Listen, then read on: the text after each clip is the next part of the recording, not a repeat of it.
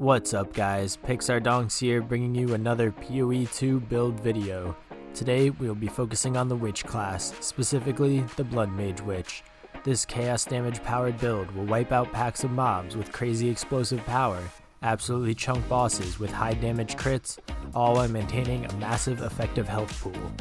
This build will be focused on the early endgame and should cost less than 10 divine orbs to make possible. A mobalytics link will also be included in the description below. Let's dive into it. Let's start with our skill gems. This is essentially a 2-button build, making the playstyle extremely simple. Our first and most used skill gem is called Hex Blast. Hex Blast creates an AoE blast that detonates curses on enemies within the area.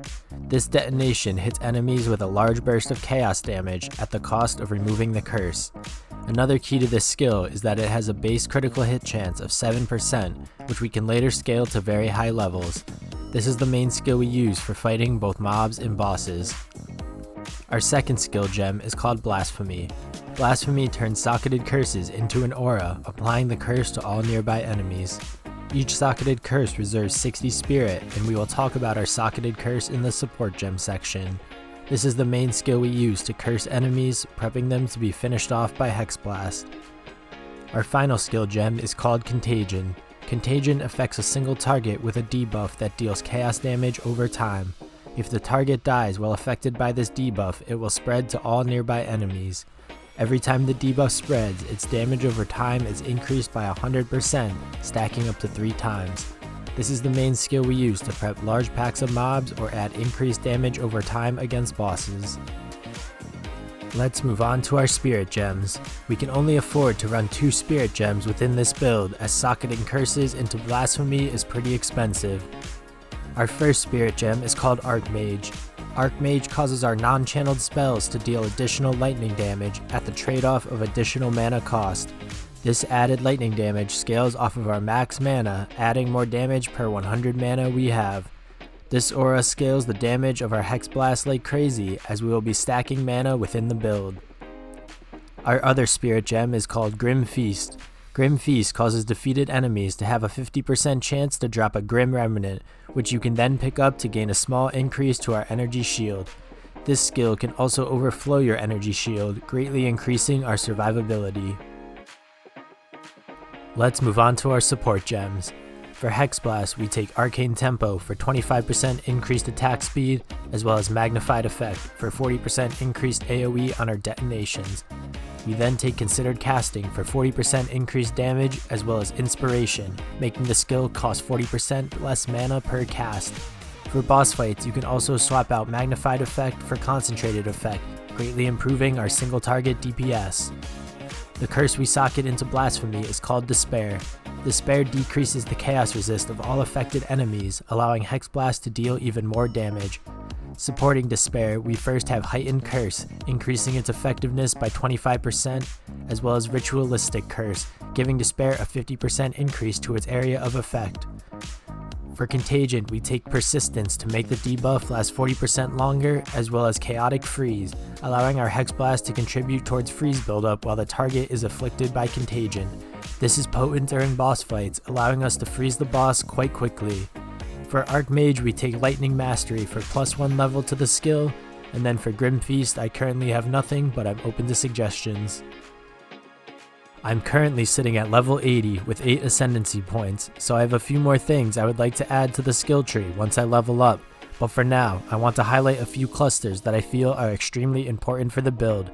Starting with our Ascendancy, we first take Sanguiomancy, granting us the Life Remnants skill.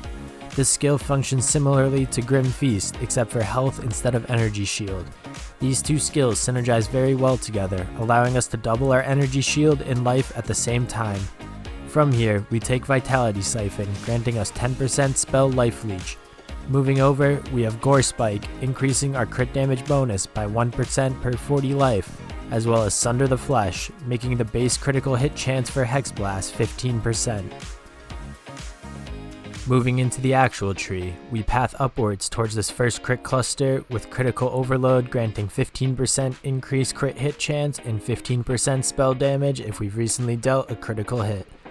From here, we move to Insightfulness and Melding, increasing our max energy shield, mana regeneration rate, and intelligence.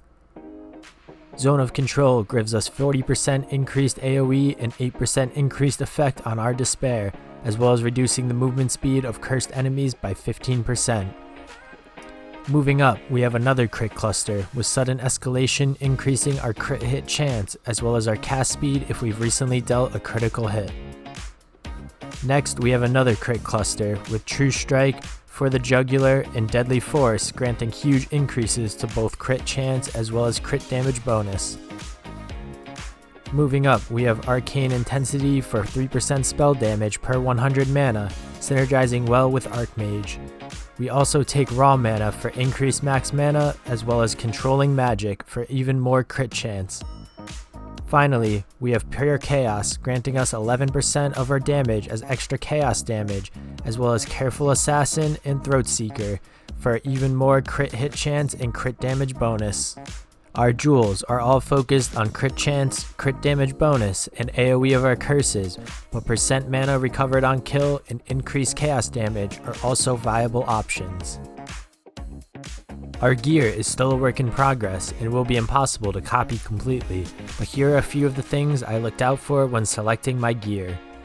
Your wand is very important for scaling your damage. Percent increased elemental damage is nice, but you are really looking for increased spell damage, increased level to all chaos spell skills, as well as crit hit chance for spells. Your focus also scales damage quite a lot, with important modifiers including increased spell damage, increased chaos damage, as well as increased crit hit chance for spells. The unique we are using in this build is the Seed of Cataclysm Lazuli Ring. This ring grants us a huge increase to our crit hit chance and crit damage bonus at the cost of a slight increase to mana cost of skills. While this ring is not mandatory for the build by any means, it does add a significant amount of damage to Hex Blast. We have a ton of spirit on our amulet and our body armor in order to run all of our auras plus blasphemy. But don't worry if you can't get the same amount that I have. Grim Feast is very much so an added bonus, and even Archmage can be dropped if necessary, although this will significantly lower your damage.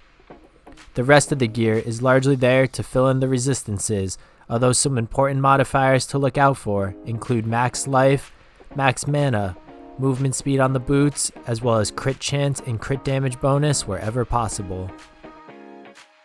The playstyle for this build is extremely simple. Run up to a pack of enemies and wait for them to be cursed, then blast away with Hex Blast.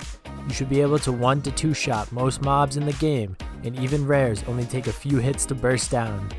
Make sure you pick up the life and grim remnants that drop from each pack, as you should be able to maintain double life and energy shield for a majority of the time within maps. For bosses, make sure to cast Contagion first, as it will then allow us to freeze the boss with Hex Blast. This build will never be able to one-shot a boss, but it does take out some pretty significant chunks of their health bar with each hit. I hope you guys enjoyed my POE2 Chaos Crit Blood Mage build video. If you did, make sure to drop a like, comment, and subscribe so you don't miss any upcoming build videos in the future. A Mobalytics link to the build will also be included in the description. Until next time, Pixar Donks has left the building.